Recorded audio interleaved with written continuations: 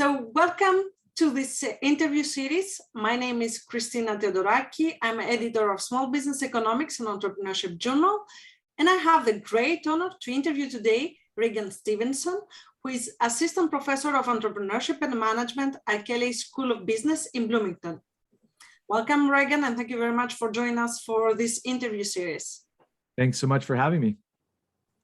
Regan is going to give us more insight from his article published in Small Business Economics entitled Creative and Resourceful: How Human, Social, and Psychological Resources Affect Creative Workers' Ability to Rebound After Failure. This article is co-authored with Jared Allen from Texas Tech and Tang Wang from the University of Central Florida. So Regan, can you tell us more briefly about what is your article about? Yeah, absolutely. So this article was a really interesting article that I was working on with these co-authors. And at the end of writing this paper, we actually found this really interesting quote to start the paper with. So I'm going to use that as kind of the motivation to tell you about the paper. So we start with this really specific quote from J.K. Rowling. If you know anything about J.K. Rowling, you probably know that she's the creator of the Harry Potter series, and she also has this kind of like rags to riches story.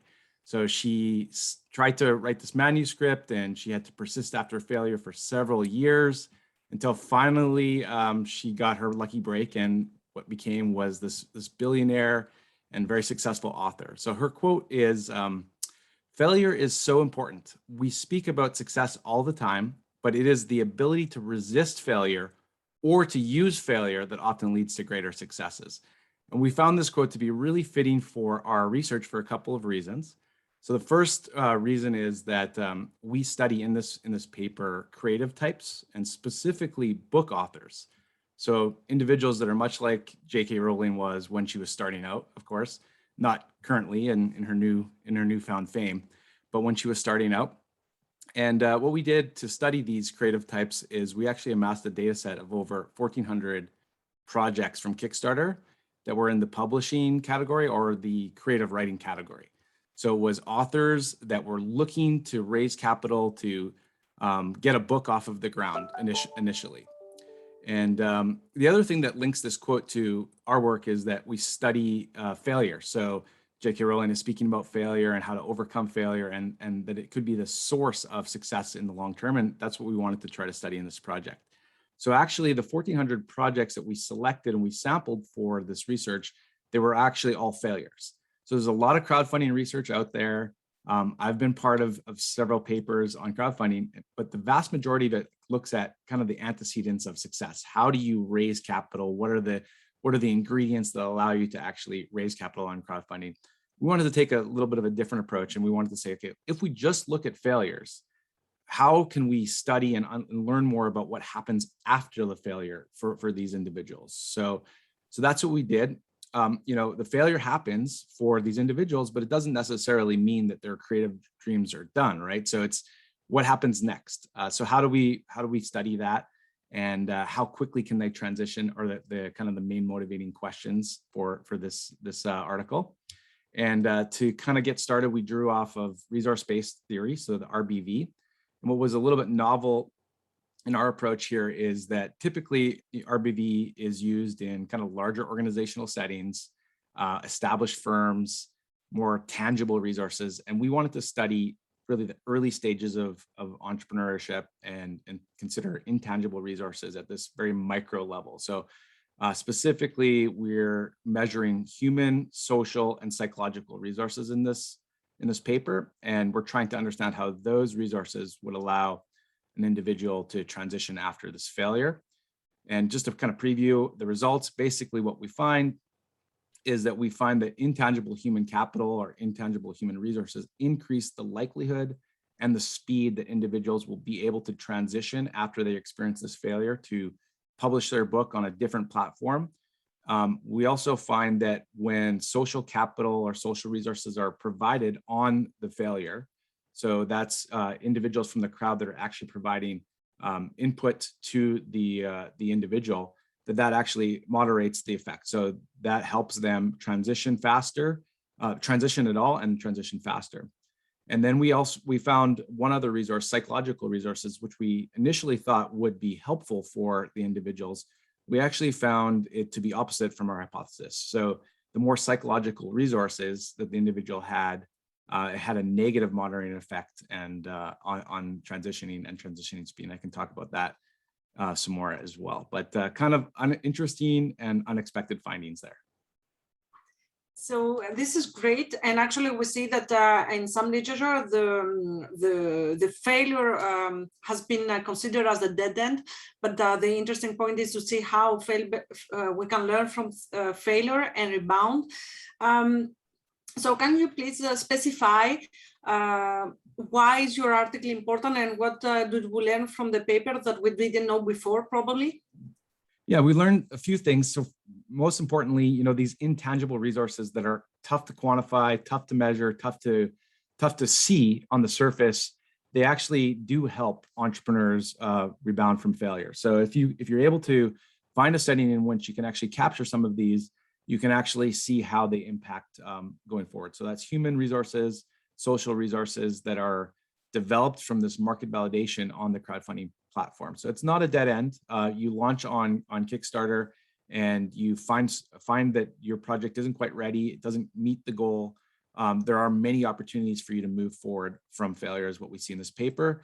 But we also see something kind of surprising, and that's that if you have a high level of psychological resources and then you experience this failure, it actually has this negative moderating effect on whether or not you transition and the speed at which you transition after. And so originally we weren't hypothesizing that. So we had to think about why that might be occurring. And to us, we measure psychological resources the same way that it's been measured in literature before. So kind of drawing on Luthen's PsyCap measure. It's a composite score of resilience, optimism, hope, and self-efficacy. So with that in mind, we started to think, well, maybe having high levels of psychological resources could actually be similar to being a little overconfident in your abilities. So when you experience this failure, it's actually a really difficult blow for you to deal with because of your high level of optimism or overconfidence. So we try to theorize as to how that might be occurring in this context and how this could open up opportunities for some additional research as well. Great. Can you tell us, you are focusing in this paper on the failure, why not for success? Can you tell us more? How did you get this idea for this research from the early beginning? Well, we were really interested, my co-authors and I were really interested in this idea of market validation. One of my co-authors and myself, we were both former entrepreneurs in the past. And so we had kind of lived that experience in the past.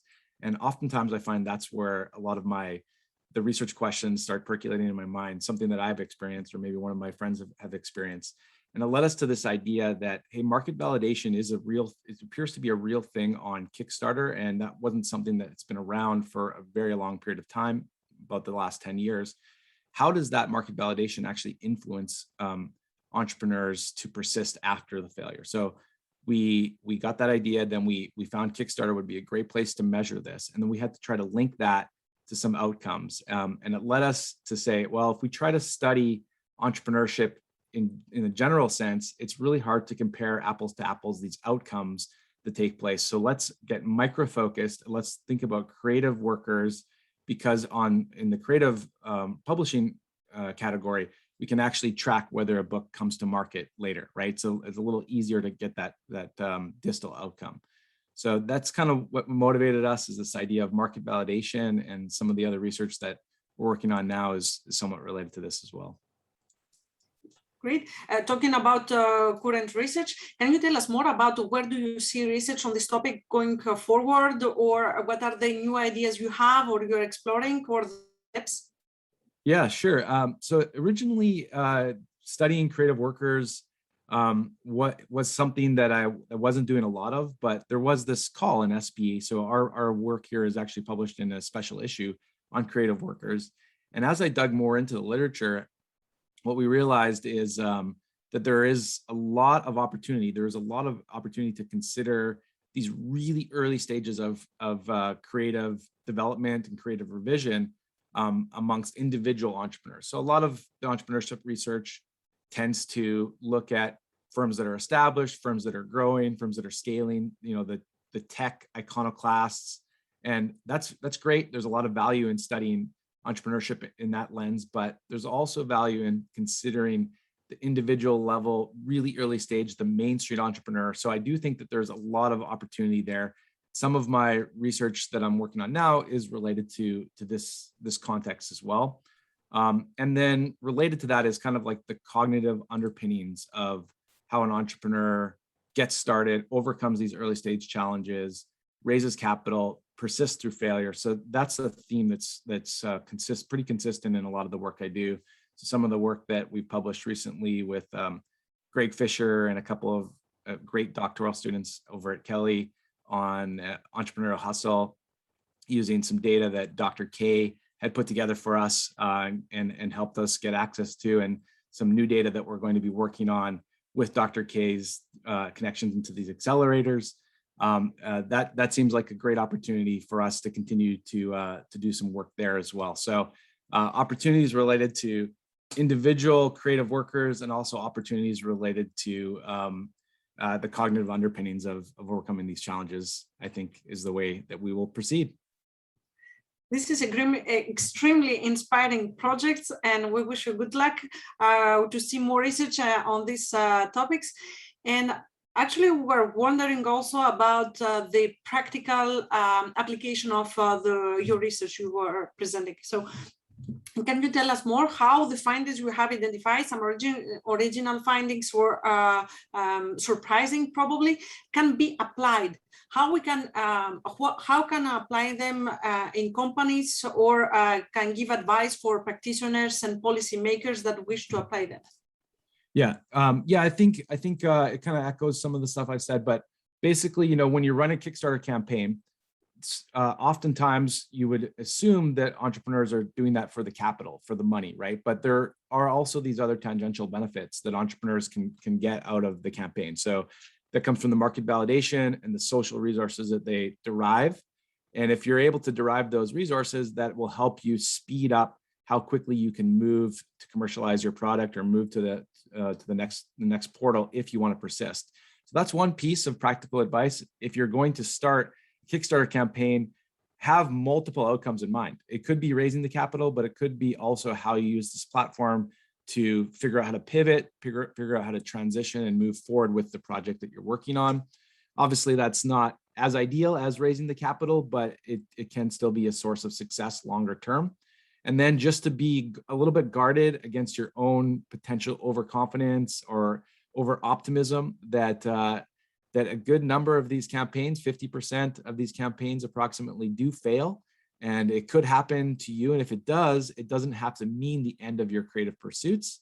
There's a lot of opportunities to continue to persist. So just kind of being aware if your own psychological resources are maybe getting a little bit inflated, and that could actually have a negative impact on moving forward. So hopefully that's helpful. And we would love to see some additional crowdfunding continue to be done in this area, so we can continue to study some of these outcomes. Thank you very much, Regan. It was a great pleasure to have with us, and for sharing with us this inspiring insights and the priceless advices. Very useful. So we can also download your paper from the website of Small Business Economics, and we hope to see you in future interviews. Yeah, thanks so much for having me.